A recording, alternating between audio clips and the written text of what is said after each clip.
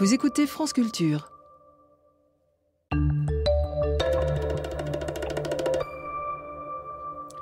Les carnets de l'économie, votre rendez-vous avec l'actualité de la pensée économique.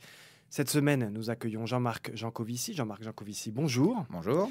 Vous venez de faire paraître un article intitulé « Les limites énergétiques de la croissance » dans la dernière livraison de la revue Le Débat, le numéro 171 de cette excellente revue.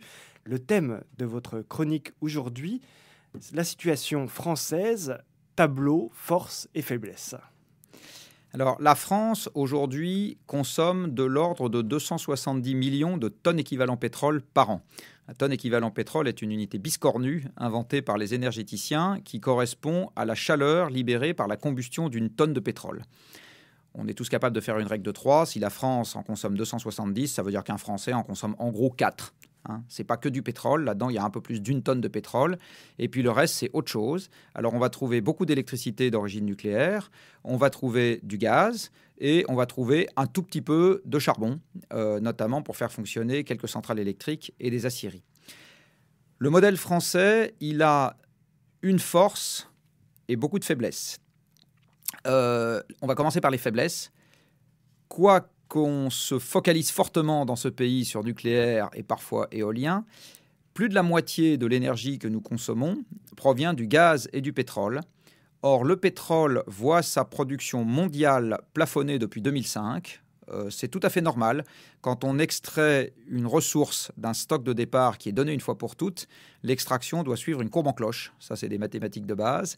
Et le sommet de la cloche, pour le monde et pour le pétrole, on y est plus ou moins. Donc maintenant, on va glisser sur le toboggan, et la France avec. Donc ça veut dire que les transports, qui sont tout basés sur le pétrole, vont être fortement contraints.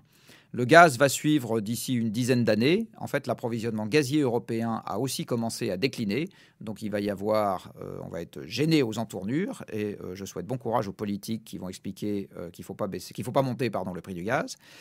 Et la force, de mon point de vue en tout cas, et d'avoir un approvisionnement électrique qui soit extrêmement peu dépendant des prix de marché du gaz, du pétrole et du charbon, c'est-à-dire basé sur le nucléaire, et qui, mais c'est un long débat, du point de vue des inconvénients sanitaires et environnementaux, est plutôt bien mieux placé que le charbon, le gaz et le pétrole. Disons que le débat est encore ouvert, mais même si vous êtes, effectivement, vous soulignez, et notamment dans cet article de la revue Le Débat, ce que permet cet accès relativement large au nucléaire civil en France.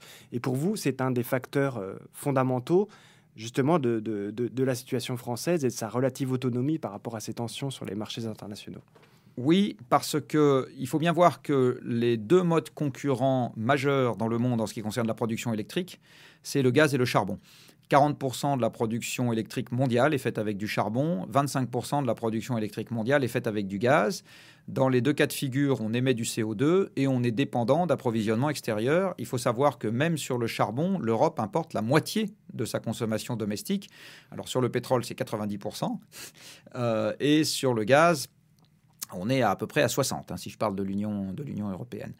Donc le nucléaire a cet avantage de ne pas avoir des prix d'approvisionnement volatiles. Et encore une fois, sur la question des inconvénients sanitaires et environnementaux, quand on regarde le charbon et le gaz, c'est bien pire. Donc c'est plutôt une bonne idée d'avoir fait ça.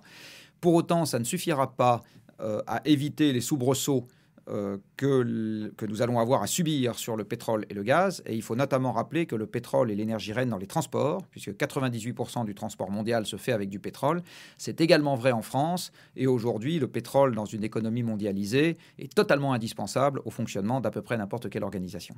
Jean-Marc Jancovici, merci. Toutes nos chroniques sont téléchargeables pendant un an. Les carnets de l'économie sont à retrouver sur franceculture.fr.